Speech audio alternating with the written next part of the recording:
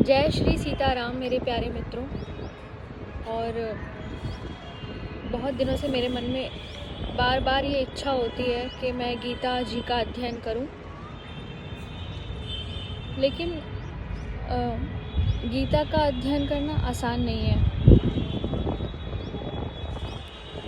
इसके हर श्लोक को समझना, उसके भावार्थ को पूरी तरह समझकर मनन करना और फिर जीवन में उतारना, इसके लिए किसी गुरु की आवश्यकता होती है।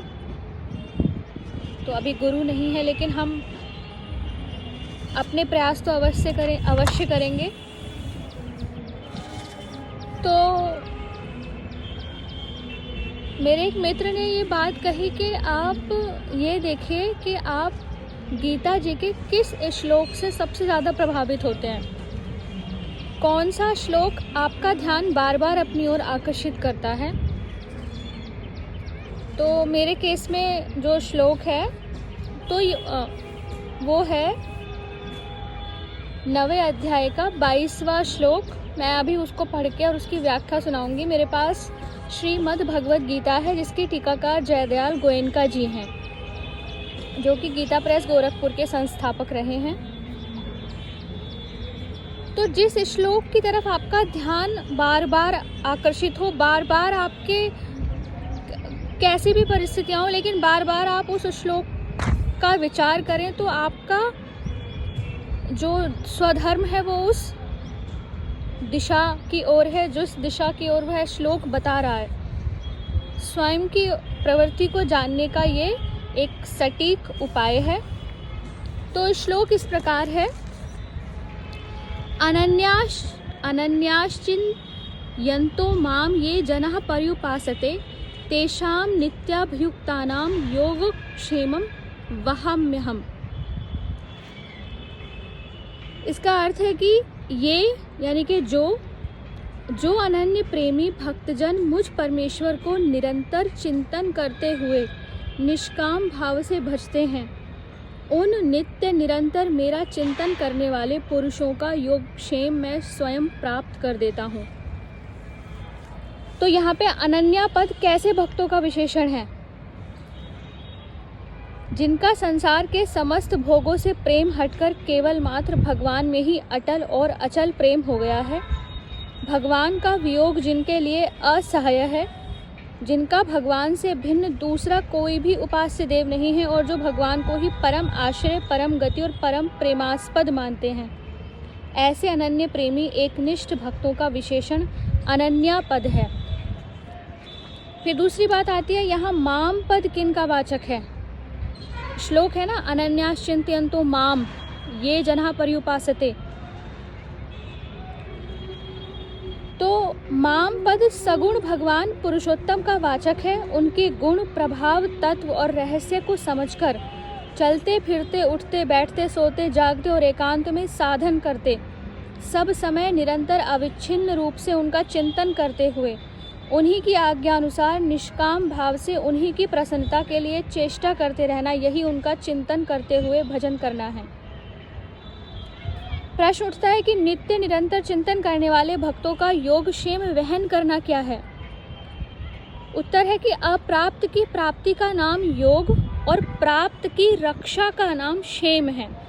अतः भगवान की प्राप्ति के लिए जो साधन उन्हें प्राप्त है, सब प्रकार के विघ्न बाधाओं से बचाकर उसकी रक्षा करना, और जिस साधन की कमी है उसकी पूर्ति करके स्वयं अपनी प्राप्ति करा देना, यही उन प्रेमी भक्तों का योगक्षेम चलाना है।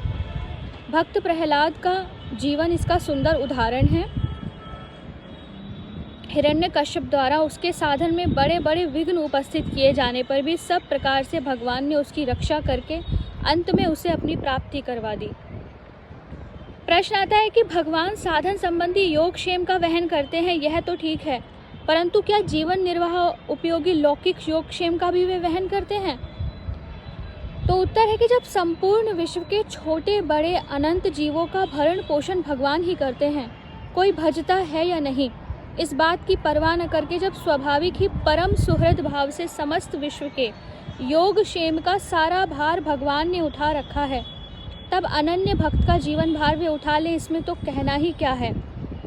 बात यह है कि जो अनन्य भक्त नित्य निरंतर केवल भगवान के चिंतन में ही लगे रहते हैं, भगवान को छोड़कर दूसरे किसी भी विषय की कुछ भी परवाह नहीं करते, ऐसे नित्याभियुक्त भक्तों की सारी देखभाल भगवान ही करते हैं। जैसे मातृपरायण छोटा शिशु केवल माता को ही जानता है, उसकी कौन कौन सी ऐसी वस्तुएं हैं जिनकी रक्षा होनी चाहिए और उसे कब किन किन वस्तुओं की आवश्यकता होगी, इस बात की वह कभी कोई चिंता नहीं करता। माता ही यह ध्यान रखती है कि इसकी कौन कौन सी वस्तुएं संभाल कर रखनी चाहिए। माता ही यह विचार करती है कि इसके लिए कब किस वस्तु की आवश्यकता होगी। माता ही उन वस्तुओं की रक्षा करती है और ठीक समय पर उसके लिए आवश्यक वस्तुओं का प्रबंध करती है। इस प्रकार नित्याभियुक्त अनन्य भक्त के जीवन में लौकिक या पारमार्थिक किस किस वस्तु की रक्षा आवश्यक है और किस किस की प्राप्ति आवश्यक है, उसका निश्चय भी भगवान करते हैं और उन प्राप्त वस्तुओं की रक्षा और अप्राप्त की प्राप्ति भी भगवान ही करा देते हैं। जो मातृपरायण बालक, मातृपरायण यानी कि जो माता पर ही आश्रित है, उस बालक की देखरेख में माता व्यस्त होती है। माता जैसे उस बच्चे का बुद्धि की ओर ध्यान न देकर उसका जिसमें वास्तविक हित होता है वही करती है, उससे भी बहुत बढ़कर भगवान भी अपने भक्त का जिसमें यथार्थ हित होता है वही करते हैं। ऐसे भक्तों के लिए कब किस वस्तु की आवश्यकता होगी और किन किन वस्तुओं की रक्षा आवश्यक है, इसका निश्चय भगवान ही करते हैं और भगवान का निश्चय कल्याण से ओतप्रोत होता है और भगवान ही रक्षा तथा प्राप्ति का भार वहन करते हैं। लौकिक पारमार्थिक का कोई प्रश्न ही नहीं है तथा न अमुक वस्तु की प्राप्ति अप्राप्ति का प्रश्न है। जिन वस्तुओं के प्राप्त होने में या रहने में मनुष्य भगवान को भूलकर विषय भोगों में फंस जाता है, जिनसे वस्तुतः उसके योग क्षेम की हानि होती है, उनका प्राप्त न होना और न रहना ही सच्चे योग क्षेम की प्राप्ति है। तथा जिन वस्तुओं के न होने से, जिनकी रक्षा न होने से भगवान की स्मृति में बाधा पहुंचती है और इसलिए उसका वास्तविक कल्याण के साथ योग होने में तथा कल्याण की रक्षा होने में बाधा पहुंचती है, उनके प्राप्त होने और सुरक्षित रहने में ही सच्चा योगक्षेम है। अनन्य नित्याभियुक्त भक्त के वास्तविक कल्याण का और सच्चे योगक्षेम का भार भगवान वहन करते हैं। इसका तात्पर्य यही है कि उसका कल्याण के साथ योग किन वस्तुओं की प्राप्ति में और किन के संरक्षण में है, इस बात पर लक्ष्य रखते हुए भगवान ही स्वयं उनकी प्राप्ति कराते हैं और भगवान ही उनकी रक्षा करते हैं, चाहे वे लौकिक हो या साधन संबंधी। इससे यह निश्चय समझना चाहिए कि जो पुरुष भगवान के ही परायण होकर अनन्य चित्त से उनका प्रेम पूर्वक निरंतर चिंतन करते हैं और सब कार्य करते हैं, अन्य किसी भी विषय की कामना, अपेक्षा और चिंता नहीं करते, उनके जीवन निर्वाह का सारा भार भी भगवान पर होता है। वे ही सर्वशक्तिमान, सर्वज्ञ, सर्वदर्शी, परम सुहृद भगवान अपने भक्त का सब प्रकार का योगक्षेम चलाते हैं, इसलिए उसमें कभी भूल नहीं होती और उसका विपरीत परिणाम नहीं हो सकता। भगवान का चलाया हुआ योगक्षेम बहुत ही सुख, शांति, प्रेम और आनंद देने वाला है और भक्त को बहुत शीघ्र भगवान के प्रत्यक्ष साक्षात करने में परम सहायक होता है। इसलिए यहाँ योग का अर्थ भगवत स्वरूप की प्राप्ति और क्षेम का अर्थ उस भगवत प्राप्ति के लिए किए जाने वाले साधनों की रक्षा किया गया है। ये इस श्लोक की इस पुस्तक के अनुसार व्याख्या है और मुझे बताएं कि आप गीता का पाठ, अध्ययन, मनन, चिंतन किस तरीके से करना चाहते हैं और मैं किस तरीके से इस कार्य को आगे बढ़ाऊं। जय श्री सीताराम।